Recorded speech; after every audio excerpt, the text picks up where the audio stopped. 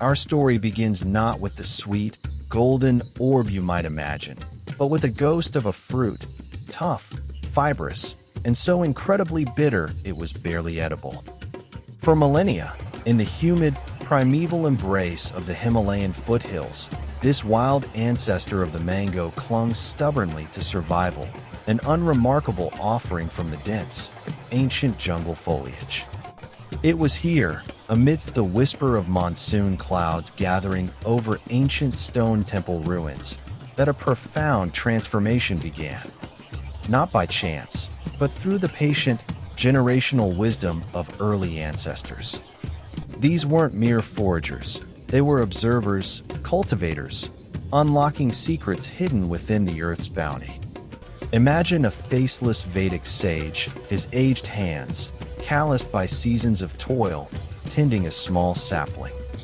Draped in simple undyed cotton, his braided hair swaying slightly as he meticulously nurtures a plant, perhaps indistinguishable to the untrained eye from its wild, untamed brethren.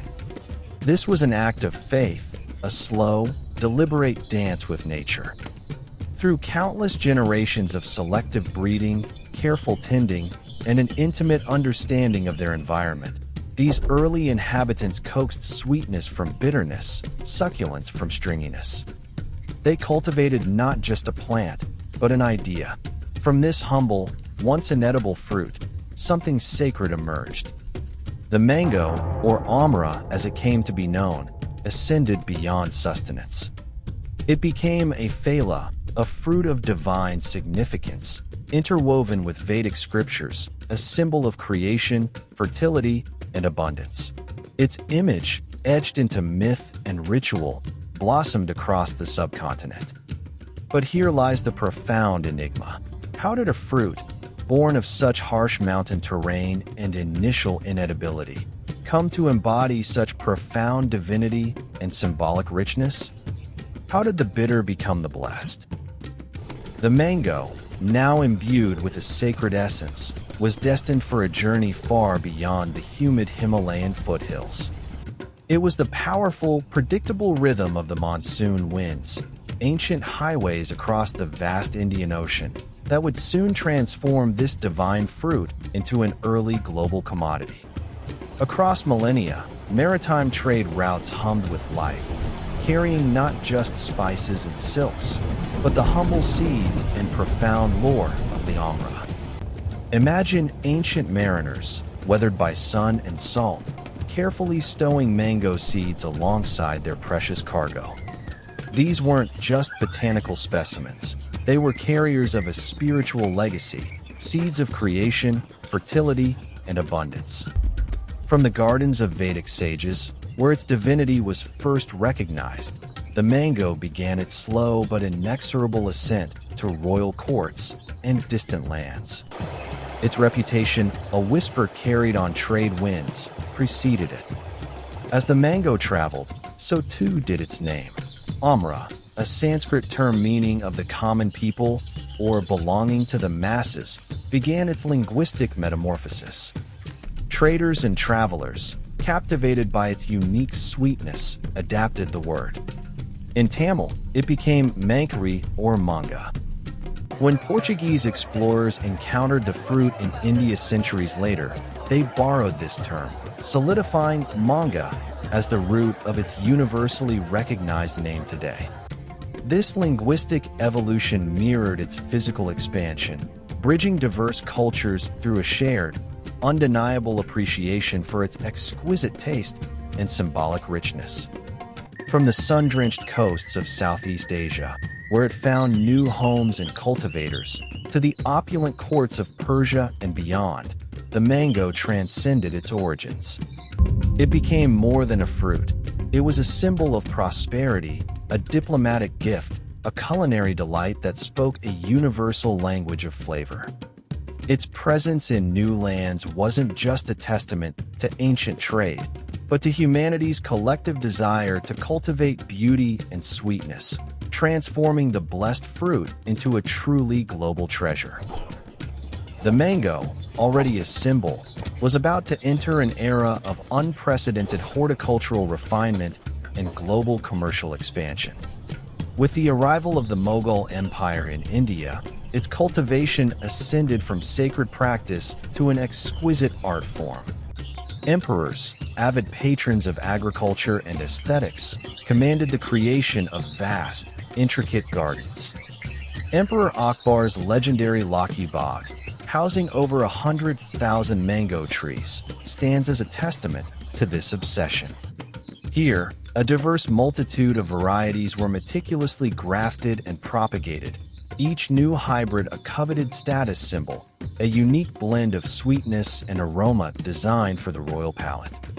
This was the pinnacle of the mango's curated existence, a fruit bred for beauty, flavor, and aristocratic distinction. Yet, this refined pursuit of perfection would soon be reshaped by the relentless forces of colonial ambition. As European powers sought to exploit India's rich resources, the mango, particularly specific varieties like the Alfonso, caught their commercial eye. Its exceptional sweetness, vibrant color, and firm flesh made it ideal for long-distance transport and a lucrative luxury commodity for burgeoning international markets. The shift was stark. From a royal obsession, nurtured for prestige and pleasure, the mango was re-engineered into an economic cornerstone, a crop designed for yield, export, and profit. This commercialization irrevocably altered the mango's identity. The nuanced heritage of countless localized varieties, each carrying centuries of tradition, often yielded to the demands of mass production. The mystique of the ancient fruit, once a divine offering and a gardener's pride, began to fade under the pressures of global supply chains.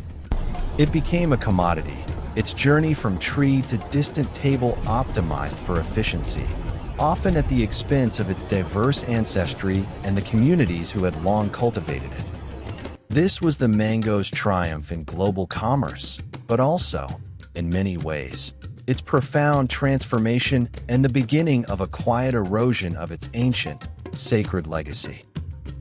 The legacy of the mango, honed over millennia, now faces its greatest test. Climate change threatens ancient orchards with unpredictable weather patterns, water scarcity, and new pests, jeopardizing centuries of careful cultivation. Yet, the story doesn't end in decline. Today, cutting-edge agricultural technology offers a new chapter of preservation and profound resilience. Scientists in state-of-the-art labs employ advanced genetic sequencing to identify disease-resistant genes and develop climate-resilient varieties, all without compromising the delicate balance of taste and tradition. Drone surveillance monitors orchard health, while AI-driven precision irrigation systems ensure optimal water usage, protecting venerable trees that have stood for centuries. This fusion of ancient wisdom and modern innovation extends beyond the orchard to our very well-being. Biotech advancements deeply explore the mango's rich phytonutrient profile, unlocking its potential in pharmaceuticals, advanced anti-aging skincare, and sustainable food alternatives. From concentrated extracts that bolster immunity to natural compounds enhancing cellular repair, the mango's very essence is being reimagined for global benefit. Meticulously curated seed banks diligently preserve the genetic diversity of thousands of heritage mango varieties, ensuring that the nuanced flavors once savored by emperors and villagers alike are never truly lost, securing this living heritage for future generations. The journey of the mango, from a tenacious, inedible wild ancestor to a cultivated global icon, is a profound narrative of adaptability.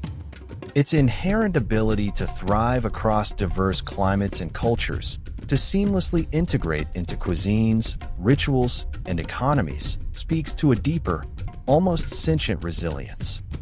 It has bent, but never broken.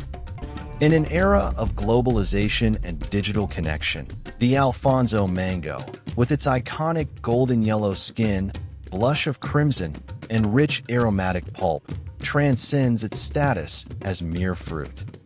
It becomes a living, fragrant testament to the unbroken, resilient cultural pulse of South Asia, perpetually connecting its vast diaspora through shared memory, taste, and an enduring sense of home. It reminds us that some legacies, though transformed by time and commercial demand, only deepen their roots.